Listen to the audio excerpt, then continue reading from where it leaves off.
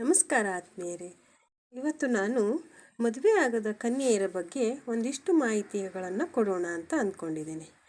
ವಿವಾಹವಾಗದ ಅಥವಾ ವಿವಾಹದ ವಯಸ್ಸನ್ನು ತಲುಪಿರೋ ಹುಡುಗಿಯರನ್ನು ನಾವು ಕನ್ಯೆಯರು ಅಂತ ಕರೆಯಲಾಗುತ್ತೆ. ಕನ್ಯೆಯರಿಗೆ ಸಮಾಜದಲ್ಲಿ ಸಾಕಷ್ಟು ನಿಯಮಗಳಿವೆ. ಅವರ ಜೀವನ ಶೈಲಿಗೆ ಸಂಬಂಧಿಸಿದಂತೆ ಇರಬಹುದು ಅಥವಾ ಅವರ ನಡವಳಿಕೆಗೆ ಸಂಬಂಧಿಸಿದಂತೆ ಇರಬಹುದು. ಅದೇ ರೀತಿ ಹಿಂದೂ ಧಾರ್ಮಿಕ ಗ್ರಂಥಗಳಲ್ಲಿ ಕನ್ಯೆಯರಿಗೆ ಸಂಬಂಧಿಸಿದ ಕೆಲವೊಂದು ನಿಯಮಗಳನ್ನು ಉಲ್ಲೇಖಿಸಲಾಗಿದೆ. ಕನ್ಯೆಯರು ಮದುವೆಗೂ ಮುನ್ನ ಈ ವಿಚಾರಗಳ ಬಗ್ಗೆ ಹೆಚ್ಚು ಕಾಳಜಿಯನ್ನು ತೆಗೆದುಕೊಳ್ಳಬೇಕು. ಅವರು ಮದುವೆಗೂ ಮುನ್ನ ಯಾವ ರೀತಿ ಇರಬೇಕು ಅನ್ನೋದ್ರ ಬಗ್ಗೆ ಧಾರ್ಮಿಕ ಗ್ರಂಥಗಳಲ್ಲಿ ವಿವರಿಸಲಾಗಿದೆ. ಅದನ್ನು ಈಗ ತಿಳಿಸ್ಕೊಡ್ತಾ ಇದ್ದೇನೆ. ಮೊದಲನೇದಾಗಿ, ಪರಪುರುಷರೊಂದಿಗೆ ಸಂಪರ್ಕ ಹೊಂದಿರಬಾರದು. ಇದು ಧಾರ್ಮಿಕ ಗ್ರಂಥಗಳಲ್ಲಿ ಮಾತ್ರವಲ್ಲ, ನಮ್ಮ ಹಿರಿಯರಿಂದಲೂ ಸಮಾಜದಲ್ಲೂ ಕೂಡ ಇದೆ. ಧಾರ್ಮಿಕ ಗ್ರಂಥಗಳ ಪ್ರಕಾರ ಕನ್ಯೆಯರು ಮದುವೆಗೆ ಮುನ್ನ ಪರಪುರುಷರೊಂದಿಗೆ ಹೆಚ್ಚು ಸಂಪರ್ಕವನ್ನು ಇಟ್ಕೋಬಾರ್ದು. ಈ ತಪ್ಪನ್ನು ಮಾಡುವುದರಿಂದ ಮುಂದೆ ನಿಮ್ಮ ವೈವಾಹಿಕ ಜೀವನ ಹಾಳಾಗಬಹುದು, ಮನಸ್ಸು ಚಂಚಲಗೊಳ್ಳಬಹುದು, ವೈವಾಹಿಕ ಜೀವನಕ್ಕೆ ನಿಮ್ಮನ್ನು ಒಗ್ಗಿಸಿಕೊಳ್ಳಲು ಸಾಧ್ಯವಾಗದೇ ಇರಬಹುದು.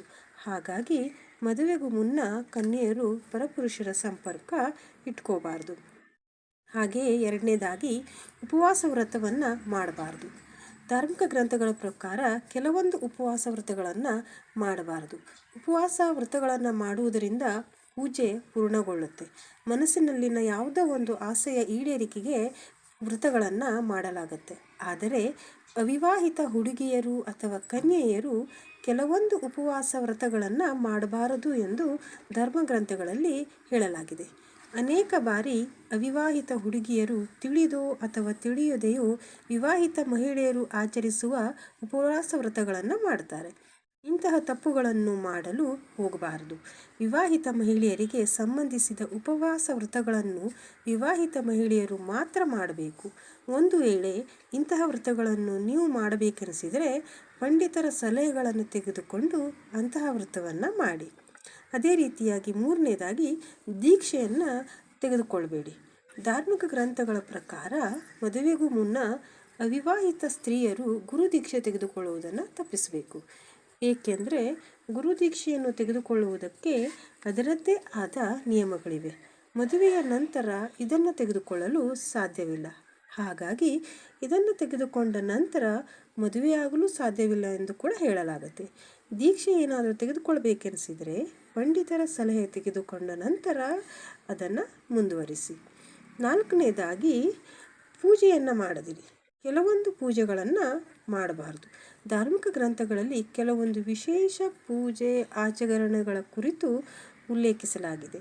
ಇಂತಹ ಪೂಜೆಯನ್ನು ಅಥವಾ ಆಚರಣೆಯನ್ನು ಸ್ತ್ರೀಯು ತನ್ನ ಪತಿಯ ಎಡಭಾಗದಲ್ಲಿ ಕುಳಿತು ಮಾಡಬೇಕಾಗತ್ತೆ. ಅಂತಹ ಪೂಜೆಯನ್ನು ಸ್ತ್ರೀ ತನ್ನ ವಿವಾಹಕ್ಕೂ ಮುನ್ನ ಇತರೆ ಪುರುಷನೊಂದಿಗೆ ಕುಳಿತು ಮಾಡಬಾರದು ಎನ್ನುವ ನಂಬಿಕೆ ಇದೆ. ಕನ್ಯೆಯರಿಗೆ ಅಥವಾ ಅವಿವಾಹಿತ ಸ್ತ್ರೀಯರಿಗೆ ಸಂಬಂಧಿಸಿದ ಈ ಮೇಲಿನ ವಿಚಾರಗಳನ್ನು ಮರೆತು ಕೂಡ ಮಾಡಬೇಡಿ ಅಂತ ಧರ್ಮ ಗ್ರಂಥಗಳಲ್ಲಿ ಉಲ್ಲೇಖಿಸಲಾಗಿದೆ. ಧನ್ಯವಾದಗಳು. ಈ ಮಾಹಿತಿ ನಿಮಗೆ ಇಷ್ಟ ಆಗಿದ್ದರೆ ದಯವಿಟ್ಟು ಈ ವಿಡಿಯೋವನ್ನು ಲೈಕ್ ಮಾಡಿ, ಶೇರ್ ಮಾಡಿ, ಹಾಗೆ ಚಾನೆಲನ್ನು ಸಬ್ಸ್ಕ್ರೈಬ್ ಮಾಡಿ.